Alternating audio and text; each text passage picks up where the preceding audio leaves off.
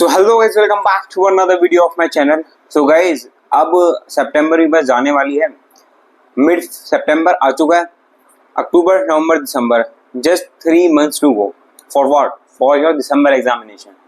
देखो, जब जब आप एग्जाम देने जाते हो तो उसके 3 महीने पहले एग्जाम के आपके बहुत ज्यादा इंपॉर्टेंट होते हैं। अब तक आपने पढ़ा है नहीं पढ़ा है, हालांकि मैंने आप लोगों को 15 सितंबर 2025 लास्ट डेट दे रखी थी कि आपको सिलेबस कंप्लीट करना है, क्योंकि उसके बाद आपको अक्टूबर से रिवीजन आपको स्टार्ट कर देना है। आई होप जिस मैंने पुरानी वीडियोस देख रखी होंगी जिसमें उसका टारगेट 15 सितंबर का होगा, मैक्स टू मैक्स उसका 30 सितंबर तक टारगेट होगा। आई होप कि आपका 30 सितंबर तक कंप्लीट हो जाए। बट बात यहाँ आती है कि are 3 months enough to crack examination. जिसने अब तक सिलेबस कंप्लीट कर लिया, 80%, 70%, 90% कर लिया, 30 सितंबर तक पूरा हो जाएगा, उनके लिए तो पता है यार, ठीक है मुझे तो रिवीजन करना है, मैं आराम से क्रैक कर सकता हूँ। बट बात यहाँ आती है भाई, if I start from zero, can I clear CS exams in December 2025 in just 3 months? Are 3 months enough? अब बात जब इनफ की आ जाती है तो देखना पड़ता है कि हर एक स्टूडेंट का क्राइटेरिया अलग अलग होता है। कोई 6 महीने से पढ़ रहा होता है, उसके लिए 6 महीने में इनफ नहीं होते।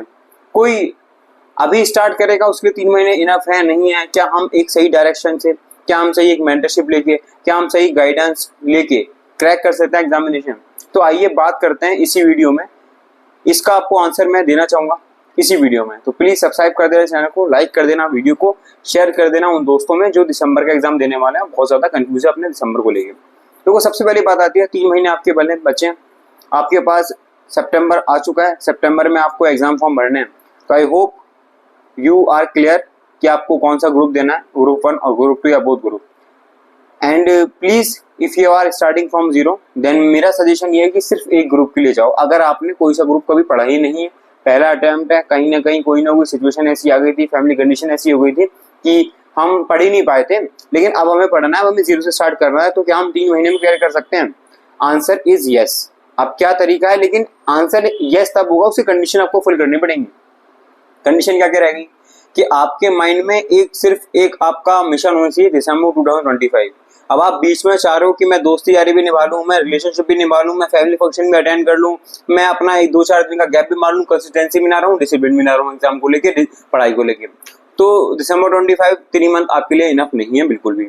बट अगर कोई ऐसा स्टूडेंट है, वो सोच के बैठा हुआ है मुझे दिसंबर निकालना है एट एनी कॉस्ट, मैं 10-12 घंटे डेली पढ़ने को तैयार हूँ, मैं अपने फ्रेंड्स रिलेटिव्स में बिल्कुल भी पार्टिसिपेट नहीं करूंगा, कोई भी इवेंट होगा तो मैं सारे सैक्रिफाइस करने को तैयार हूँ जो एक स्टूडेंट करता है, बट मुझे एग्जाम निकालना है।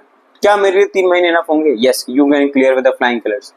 बट बात यही आ जाती है कि आपको एक सही गाइडेंस की जरूरत है, सही मेंटरशिप की जरूरत है।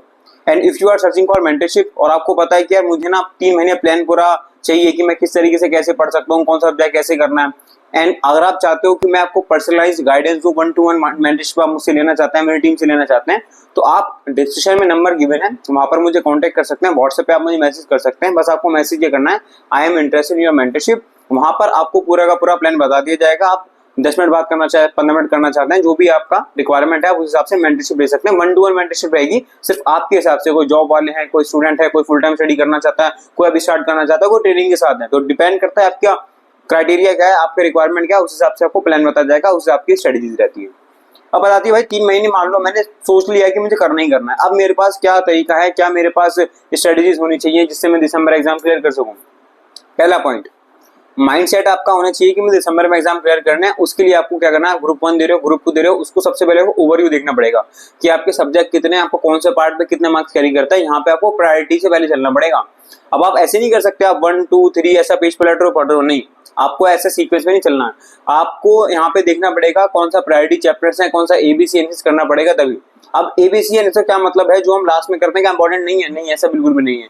ABC एनालिसिस का मतलब यह है कि आप लास्ट पास्ट ईयर देख के या हम एक्सपीरियंस से हम ये अंदाजा लगाते हैं कि इतना तो ICSI देता ही देता है। मान लो ICSI ने पार्ट दे रखा है, ठीक है, पार्ट ए पार्ट बी में 40 मार्क्स आने हैं, तो आप पहले पार्ट बी करोगे ना, 7 चैप्टर 40 मार्क्स, फिर पार्ट ए बाद में करोगे। तो इसलिए आपको स्टडी सबसे पहली बात ये माइंड में रखनी पड़ेगी कि आपको वहां फोकस करना, उस पार्ट पे फोकस करना है। ICSI ने पार्ट दे रखा है जहां पर आपका वेटेज ज्यादा हो, 40 नंबर पहले अचीव करना है। कोई पासिंग क्राइटेरिया आपको 40% है, 40 नंबर लाने लाने, 40 से नीचे रहो वैसे फेल हो पूरा ग्रुप।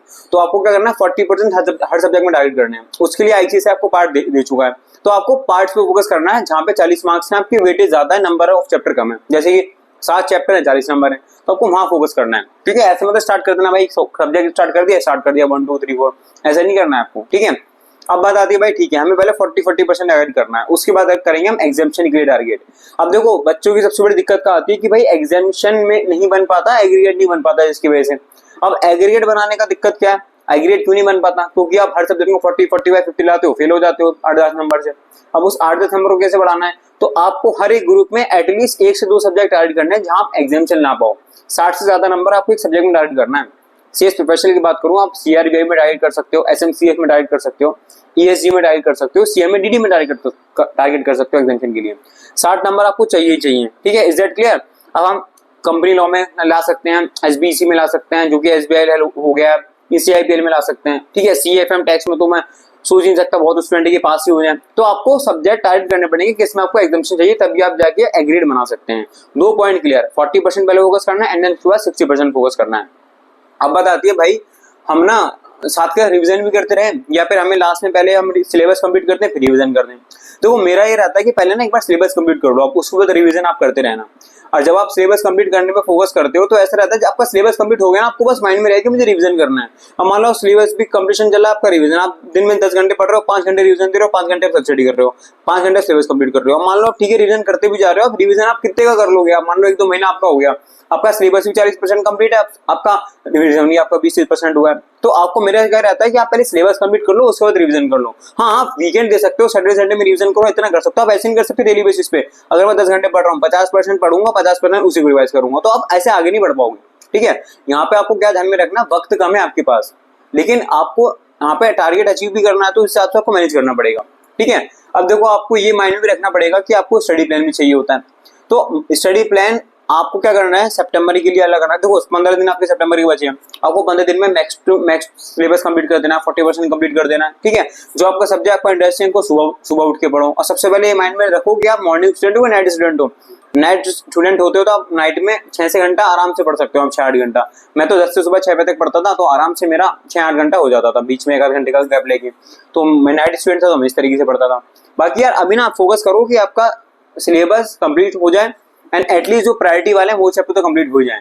उसके बाद बाकी मैं आप लोगों को बताता रहूंगा, साथ के साथ वीडियो आती रहेंगी। अभी आपको क्या करना है, 40% 60% एंड कोशिश ये करनी है कि आपका 15 अक्टूबर तक सिलेबस कंप्लीट हो जाए, या अक्टूबर एंड तक कंप्लीट हो जाए, जो भी अभी स्टार्ट कर रहे हैं। ठीक है, क्योंकि एटलीस्ट नवंबर मंथ है, 1 महीने तो आपको रिवीजन देना ही देना है। दिसंबर में जाओगे तो और सारी चीजें होती हैं, अमेंडमेंट आते हैं, सप्लीमेंट आते हैं, टेस्ट सीरीज होती है, राइटिंग प्रैक्टिस होती है, बहुत सारी चीजें। तो please I just request you to please complete the syllabus as soon as possible. जब सिलेबस कंप्लीट करोगे तभी रिवीजन होंगे।